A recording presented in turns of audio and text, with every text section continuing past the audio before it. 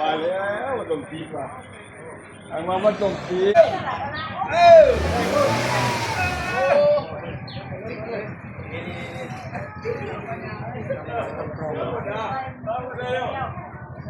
ขันนี้หมดอ่ะครับไงอ่ะ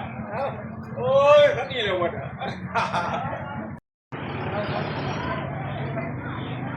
โย่เอาโย่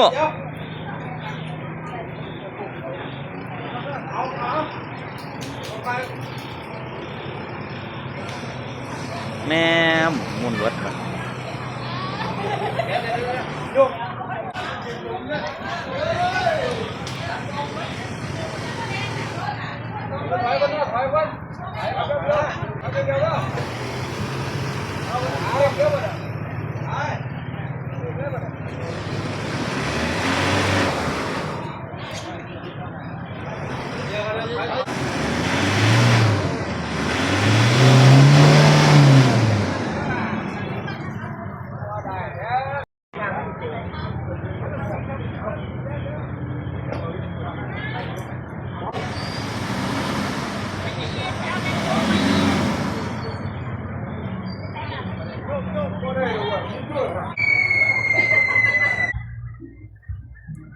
ขับรถจะแหลกนะ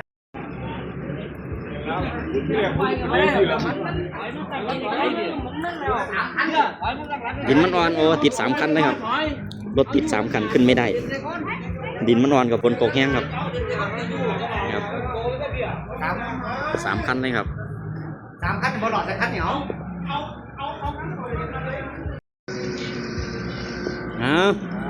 แม่3 คันครับนี่ติดลมครับนี่ลองไหม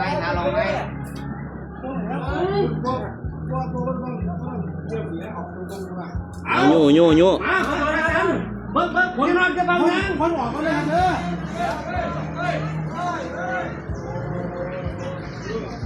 เรียบร้อยครับขึ้นไปแล้ว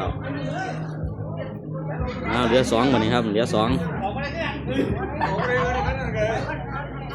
ไปหนาข้าถึงเงินแล้วมันทำรถเป็นเนาะอยู่ถอยหลังไหมแล้วว่าถอยหลังเราเบาแล้วมันเป็นเครื่องเนี่ยเครื่องมันมาดัน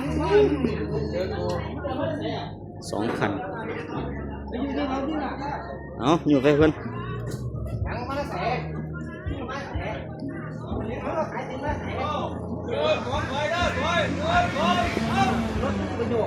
รถนี่ใหญ่ใหญ่รถเกียร์ธรรมดารถเกียร์ออโต้เขย่ารถนะเกียร์ออโต้หรือเกียร์ธรรมดาเกียร์ธรรมดาครับได้เลยเดี๋ยว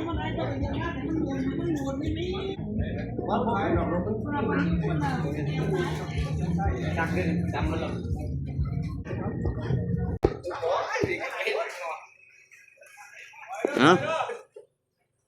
เอาเลย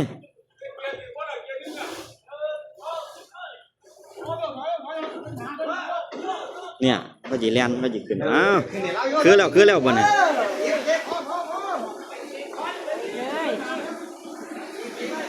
คือแล้วเอาเดินหน้าบ่เนี่ยเดินหน้าเลย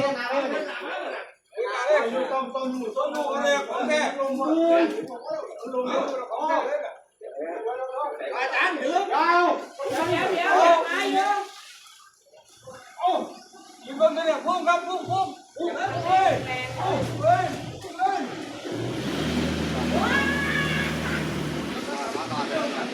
เรียบร้อย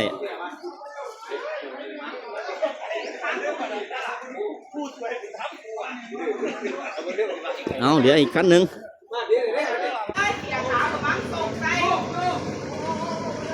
โอ้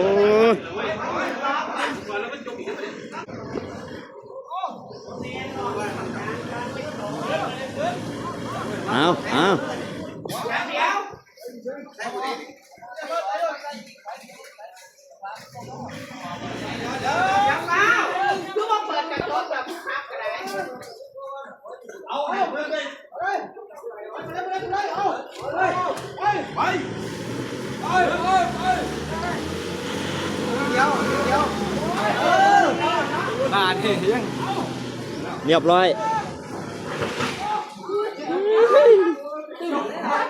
แม่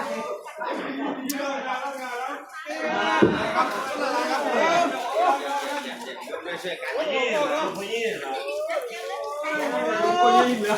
อ้าวรอดตาย อ่ะเนี่ย เดี๋ยวนะ